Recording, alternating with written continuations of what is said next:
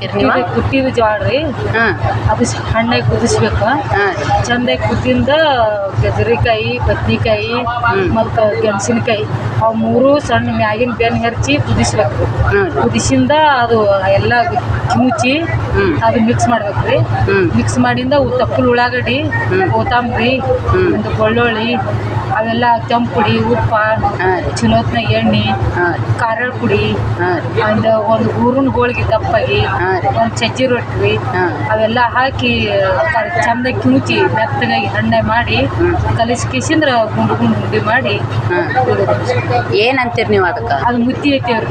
ಮುತ್ತಿ. ಜ್ವಾಳದ ಬುತ್ತಿನೂ ಐತೇವಿ, ಮುತ್ತಿನೂ ಐತೇವಿ. ಹೌದ್ರಿ, ಬರೀ ಹೋಳಿ ಹುಣ್ಣಿಮೆ ದಿನಾನೇ ಮಾಡ್ತೀರಿ? ಹೋಳಿ ಹುಣ್ಣಿಮೆ ದಿನ ಮಾಡ್ತೇವೆ.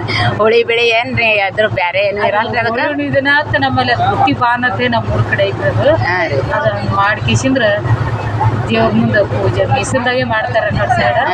ಮಾಡ್ಕಿಸಿಂದ್ರ ಹಿಂದಾಗಡೆ ಆಮೇಲೆ ಪೂಜೆ ಆದಿಂದ ಹಾಂ ಇಲ್ಲ ಅದ್ರಾಗ ಹುಳಿ ದಿನಸ್ ಏನು ಇಲ್ಲ ಹುಳಿ ಏನು ಹಾಕಂಗಿಲ್ಲ ರೀ. ಹುಳಿ ಇದೇ ನೋಡಿ ಚಲೋತ್ನಾಗ ಹಾಕ್ತಾರೆ. ಹಾಂ ರೀ. ಎಲ್ಲ ಶಿಸ್ತಾಗಿ ಹಾಕ್ರಿ ಅಂದ್ರೆ ಖಾರ ಪುಡಿ, ತಪ್ಪಲು ಉಳ್ಳಾಗಡ್ಡಿ, ಎಣ್ಣೆ, ಬೆಳ್ಳುಳ್ಳಿ, ಕೆಂಪು ಪುಡಿ ಅದು ಚಂದ ಹಾಕ್ರಿ ಬಾಯಿ ಸಾಕು. ಹಾಂ